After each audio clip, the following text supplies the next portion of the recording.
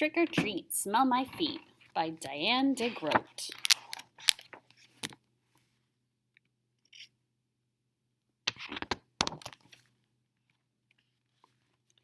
Look, Gilbert, I'm a ballerina. Lola twirled around in her tutu. It's for Halloween, she said. What are you going to be? Gilbert held up the mask he was making and said, I'm going to be one of the Martian space pilots, Captain Zig. But don't tell anyone. I don't want anybody to copy my idea. Lola suddenly stopped twirling.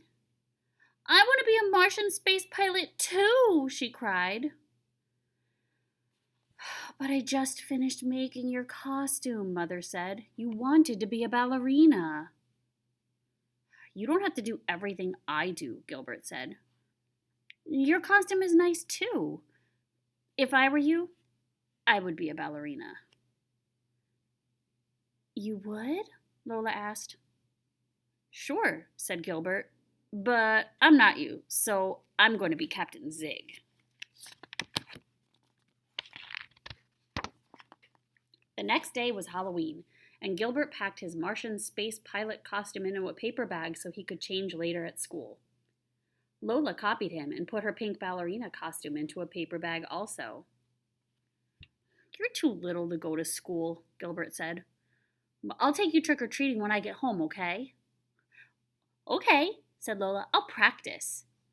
She held the bag open in front of Gilbert and said, Trick-or-treat! Smell my feet, Gilbert answered. I don't want to smell your feet.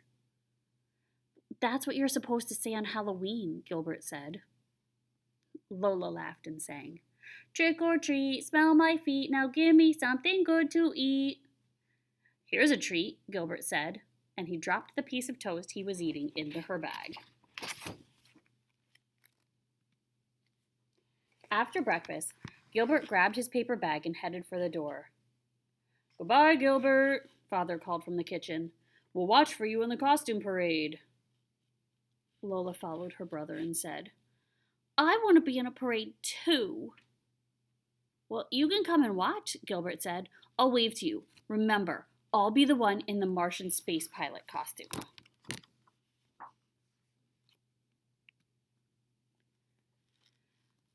Patty was waiting for Gilbert at the corner.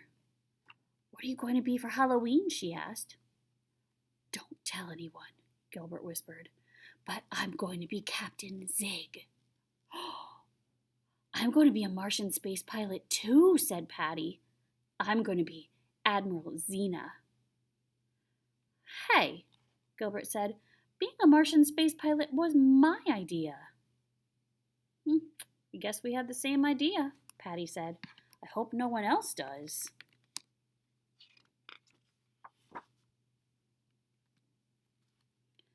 After lunch, Mrs. Bird stood in front of the class and said, Boys and girls, Principal Pines will be leading the parade today. We will all line up in the hall and then march single file out the main entrance and around the block. Stay with your class, and if you see your family or your neighbors, you may wave, but please do not leave the line. Then, when we come back to our room, we can have our party. Everyone shouted, Yay! Woohoo, yay! Now you may line up to get into your costumes, Mrs. Bird said. Quietly. Louis lined up behind Gilbert. He waved his monster mask in Gilbert's face and said, Trick or treat! Gilbert laughed and said, Smell my feet! Everyone snickered, except Mrs. Bird. She said, Louis and Gilbert, please go to the end of the line. They were the last one in the boys' room, and some of their classmates were already in costumes. Gilbert counted 5 Martian space pilots. I'm Captain Zig, Frank said in a deep Captain Zig voice. I've come to save your planet. Hey, said Gilbert, you copied my idea. I was going to be Captain Zig. Well, said Frank, it looks like a lot of us had the same idea. When the other boys finished dressing, They went back to the classroom. Not Gilbert. He wasn't excited about his costume anymore. He wished he had thought of something different, but now it was too late. He opened his bag. He closed it quickly and blinked hard. He opened the bag again. He wasn't looking at his Captain Zig costume. He was looking at Lola's ballerina costume. Gilbert pulled out the frilly pink tutu. "This must be some kind of trick," he said. He shook the bag, and a half-eaten piece of toast fell out. "And this is definitely not a treat." Gilbert thought for a moment. If he had Lola's costume, she must have his, and she was probably wearing it right now, waiting for the parade. Gilbert needed to get to it before the party, but he didn't want Mrs. Bird to catch him outside without a costume on. She would think Gilbert forgot to bring one, and she had already scolded him once today. There was only one thing to do. Gilbert undressed and pulled on the tutu, tugging it up as far as it would go. Then he picked up the paper bag and tore 2 holes out for the eyes. It wasn't exactly a mask, but at least it was a disguise. He didn't want his friends to see him dressed as a ballerina.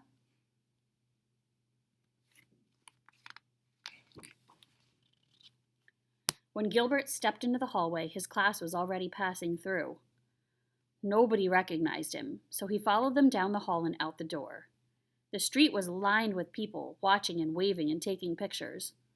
Gilbert looked up and down the street, cutting in and out of line, but he couldn't find his sister anywhere. "Hey, quit pushing," someone yelled. "It's not me," the tall space pilot said. "It's that girl with the bag on her head." "Please stay in line," a teacher said.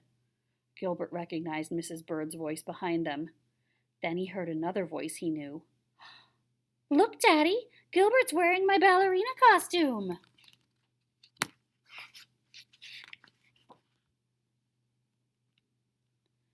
Up ahead, he saw Lola standing next to Father, and she was wearing Gilbert's costume. "Hey, Gilbert!" she called and waved. Gilbert looked around to make sure Mrs. Bird couldn't see him leave the line. Then he rushed over to Lola. "I need my costume, quick!" he shouted.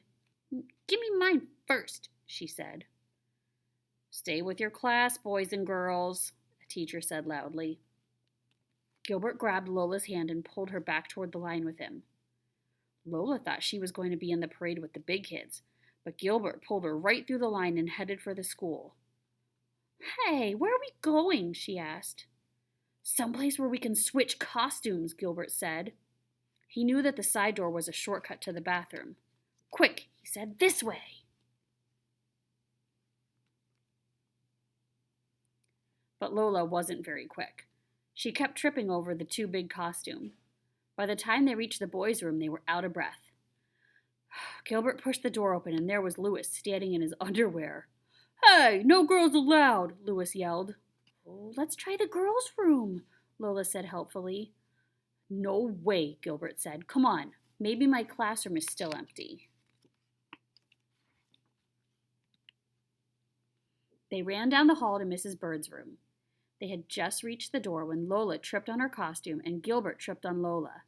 They tumbled inside, right into the middle of a party.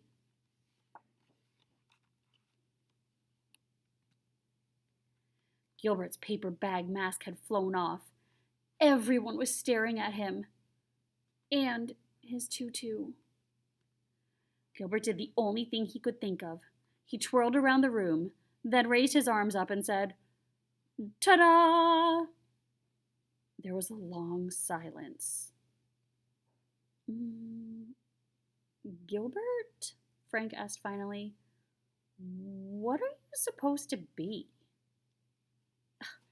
"He's a ballerina, silly," Lola said as Mrs. Bird helped her to her feet.